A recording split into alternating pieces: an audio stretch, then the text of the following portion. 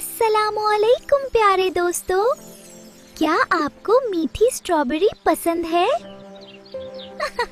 मैं हूँ हर्फ एस और मैं एक जादुई फेरी हूँ।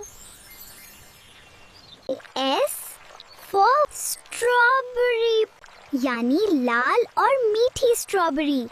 अरे देखो, वो दरख्त पर काऊ उछल रहा है। S font for a squirrel, यानी गुलहरी।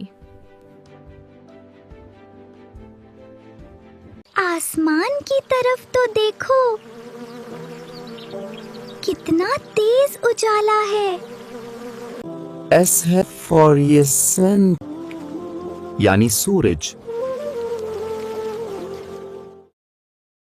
चलो अब थोड़ा सा तैरते हैं।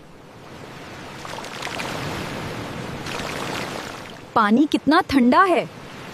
S for sea, यानी समंदर।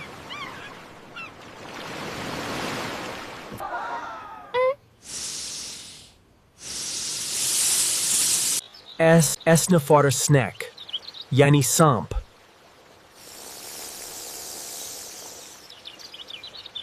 आज हमने सीखा स्ट्रॉबेरी, स्क्वेरल, सन, सी और स्नैक। और कमेंट्स में बताएं आपका नाम किस लेटर से शुरू होता है। मैं आपके कमेंट्स का इंतजार करूंगी। अल्लाह हाफिज।